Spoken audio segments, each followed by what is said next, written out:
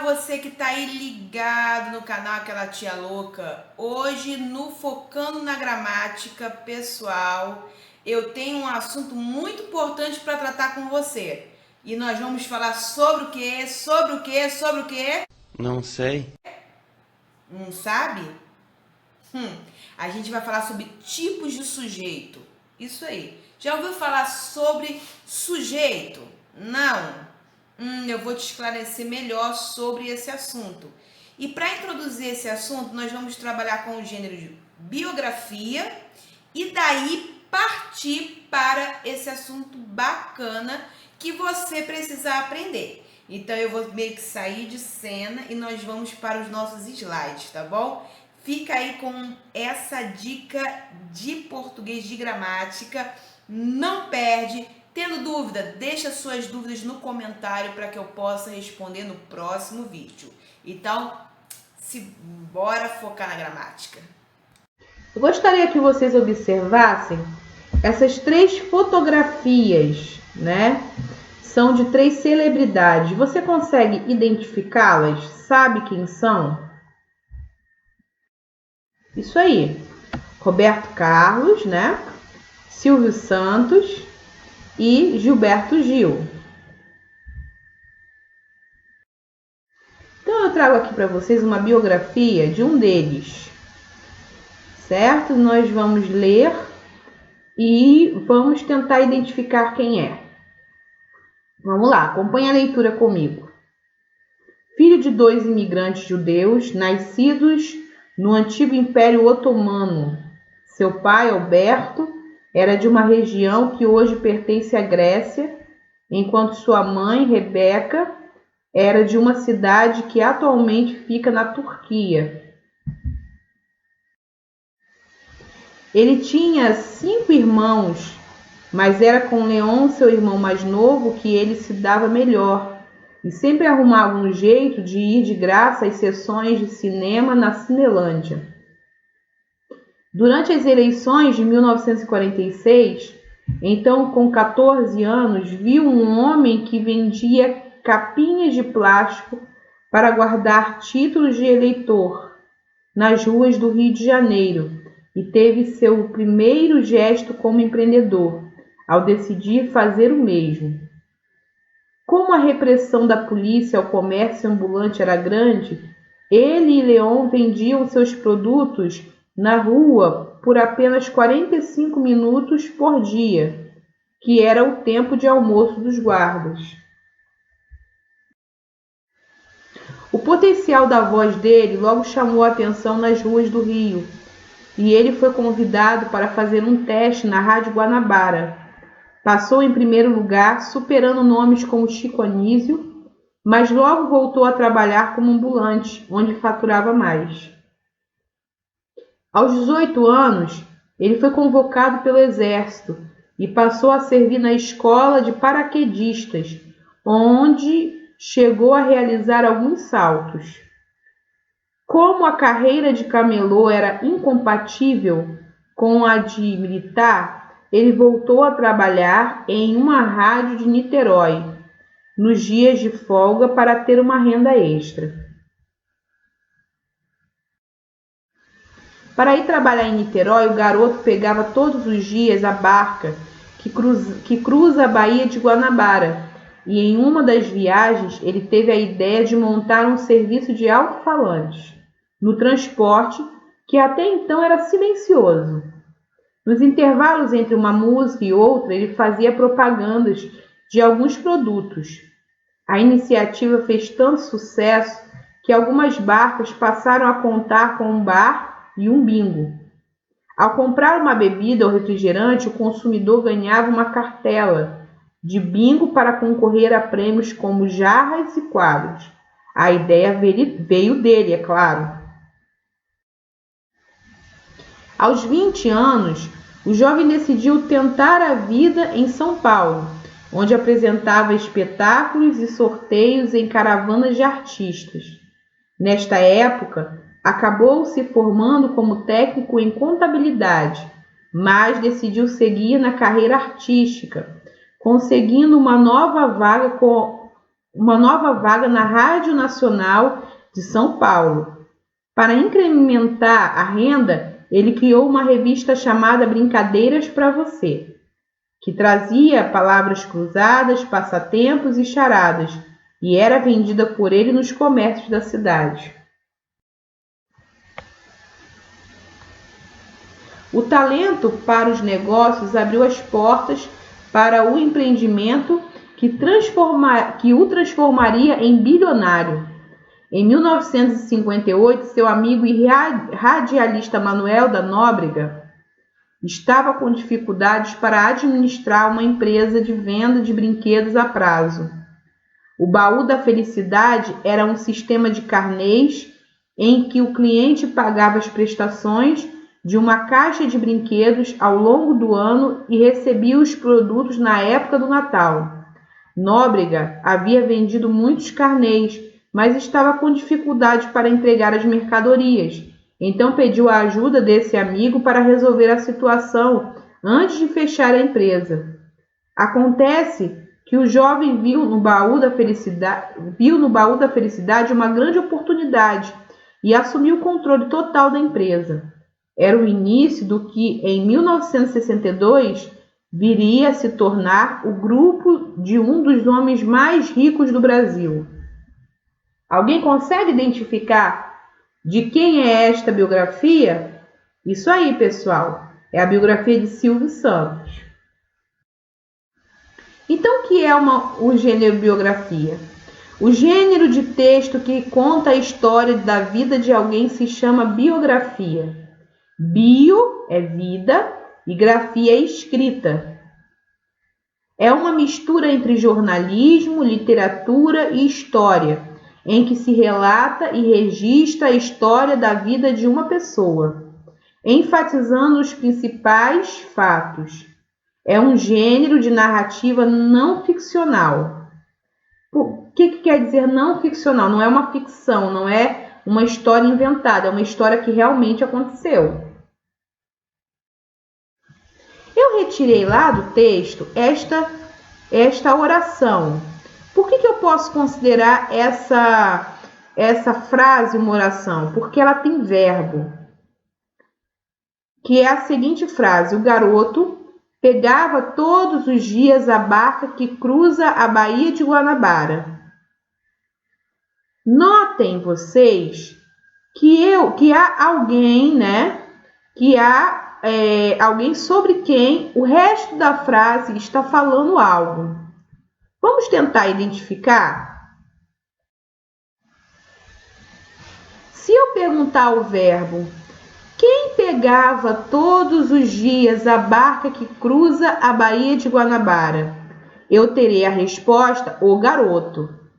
Então, essa expressão, o garoto, eu vou chamar de sujeito. Por que eu vou chamar de sujeito?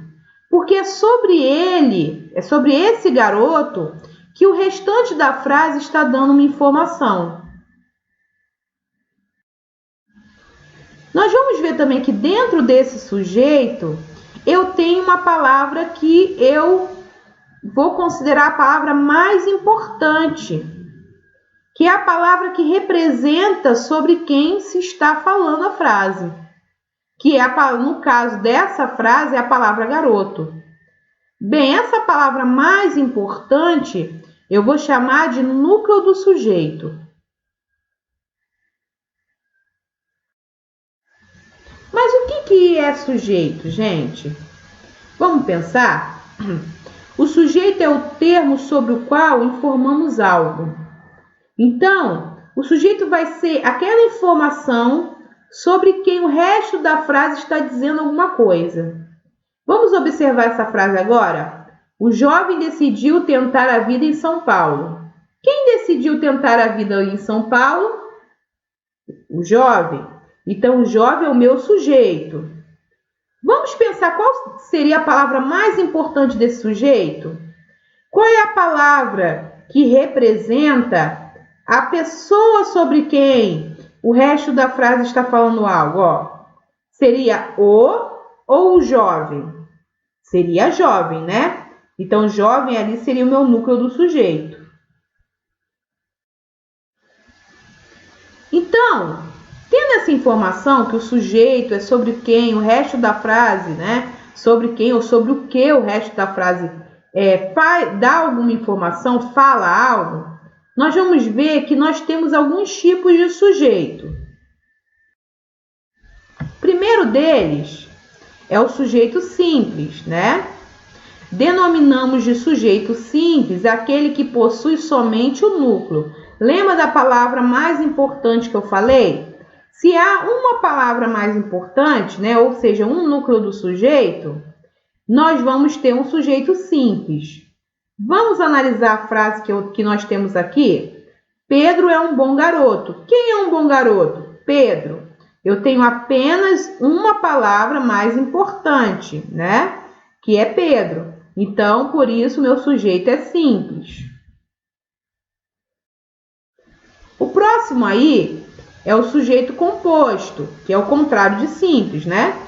É aquele que possui mais de um núcleo, isto é, ele pode ter 2, 3 ou até mais núcleos. Gente, não confundam sujeito composto com plural, palavra no plural, não é isso, tá? Isso quer dizer que eu vou ter mais de uma palavra mais importante, mais de uma palavra que vai representar alguém dentro do sujeito. Eu e meus amigos fomos ao cinema. Notem vocês, ó, primeiro vamos identificar o sujeito, ó. Quem foi ao cinema? Eu e meus amigos, certo? Aí, dentro do sujeito, quais são as duas palavras que estão representando as pessoas ou o que o resto da frase está falando? Eu e, no caso, amigos, né? Seriam as duas palavras mais significativas. Então, eu não tenho apenas uma palavra mais significativa, que seria o núcleo do sujeito. Eu tenho duas palavras. Então, se eu tenho mais de uma, eu tenho sujeito composto. Sujeito oculto. Como o próprio nome já nos indica, o sujeito oculto é aquele que não está claro, aparente na oração. Para descobrir esse sujeito, olha lá, gente, vamos prestar atenção aqui. Para descobrir esse sujeito, nós temos que virar detetives. Porque ele é um sujeito que não está escrito na frase, mas ele poderia estar lá. Então, para descobrir, eu vou ter que, além de fazer a pergunta para o verbo, ficar ligado, ficar atento para que palavra eu poderia escrever antes do verbo. Olha lá, ó. Acordei feliz. Quem acordou feliz? Muito bem, eu acordei feliz. Então, o eu não estava escrito na frase, mas a partir da pergunta que eu fiz ao verbo, eu consigo identificar que eu poderia ter escrito eu ali. Então, o eu é um sujeito oculto. Por que ele é oculto? Porque ele não está escrito, ele não está claro na frase. Sujeito indeterminado, gente. O sujeito indeterminado, ele é totalmente diferente do oculto. Porque no oculto você consegue identificar quem é a pessoa ou o ser, né? Você consegue identificar o sujeito. Quem foi que fez? No sujeito indeterminado, não. Você não consegue identificar. Mais uma vez, estamos diante de um sujeito que também não aparece de forma clara. E ele somente se relaciona a dois casos específicos. Que tal conhecê-los? Então, eu tenho duas dicasinhas para a gente observar para nos dar conta quando o sujeito é indeterminado. Primeiro caso aí, ó. Quando o verbo está na terceira pessoa do plural, que são aqueles verbos terminados em M, gente, ó, vamos lá, né? Na conjugação eles terminam em M, ó. Quando o verbo está na terceira pessoa do plural e não se refere a nenhuma palavra já mencionada na oração. Estudaram para as avaliações. Quem que estudou para as avaliações, você não sabe identificar. E o verbo, né, estudar, foi flexionado na terceira pessoa do plural. Então, ficou estudaram, ó. Então, isso é um indicativo de sujeito indeterminado. Outro caso de sujeito indeterminado, né? Quando o sujeito é indeterminado, é o seguinte: quando o verbo se encontra na terceira pessoa do singular, acompanhado do pronome se. Então, eu tenho um verbo no singular, né? Na terceira pessoa do singular, e ele está acompanhado do se. Tá vendo? Então, fica assim, ó, necessita-se de jogadores mirins. Aí você pergunta para a informação, quem necessita? Você não sabe, você não tem a resposta. Por isso o sujeito é indeterminado. Nós temos situações aqui, né, em língua portuguesa, em que há casos de oração sem sujeito, ou também chamado de sujeito inexistente. Bem, se a oração é sem sujeito, se o sujeito é inexistente, é porque ele não existe. Esse tipo é assim denominado pelo fato de o predicado não fazer referência a nenhum tipo de sujeito. Outra questão é que ele está relacionado a alguns casos específicos aos quais devemos ficar atentos. Vamos ver que casos são esses? Primeiro, quando o verbo da oração indicar fenômeno da natureza, como, por exemplo, chover, trovejar, relampejar, nevar, entre outros. Afinal de contas, ninguém consegue chover, né, gente? Ou ninguém consegue trovejar, né? É uma ação que nenhum ser é capaz de fazer. Ela acontece na natureza. Então, por isso não há sujeito para praticar aquela ação. Então, vamos lá. Choveu muito ontem. Olha lá, o verbo choveu, né? Um verbo que revela o fenômeno da natureza. Trovejou bastante. O verbo trovejou é outra ação que acontece somente na natureza. É um indicativo de oração sem sujeito ou sujeito inexistente. Quando o verbo haver indicar a ideia de existir, ou quando indicar a noção de um tempo que já se passou. Para ficar ainda mais claro, vejamos alguns casos.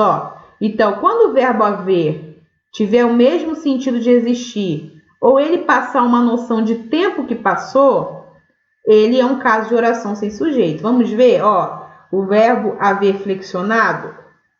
Há garotos jogando no pátio. Esse há aí eu poderia substituir por existem. Existem garotos jogando no pátio. Então, se eu puder fazer essa substituição, é porque na frase de cima eu tenho um caso de oração sem sujeito. Olha a frase de baixo. Há 2 meses não visito meus avós. Esse aí me dá a noção de tempo que passou. Ou seja, que 2 meses já se passaram. Então, se esse a está me dando essa ideia de tempo passado, também é um caso de oração sem sujeito. No caso dos verbos fazer e estar, quando indicarem tempo ou clima. Então, quando os verbos fazer ou o verbo estar me der uma noção de tempo ou clima, também é um caso de oração sem sujeito. Vamos ver alguns exemplos? Faz alguns anos que me mudei daquela cidade, ou seja, passaram-se alguns anos, né? Ou seja, passou algum ano, passou algum tempo que eu não moro mais lá. Então, esse faz aí me dá uma noção de tempo. Está frio hoje, né? Esse está me dá uma noção de clima. Poderia ser faz frio hoje também, né? Também me daria uma noção de clima. Com o verbo ser indicando data, hora e distância. Vamos ver os exemplos? São 10 de outubro. Esses são aí, que vem do verbo ser, né? Tá me dando uma noção de data. São 2 horas. Me dá uma noção de hora. São 4 quilômetros daqui até lá. Esses são aí, está representando uma distância. Também são casos de oração sem sujeito.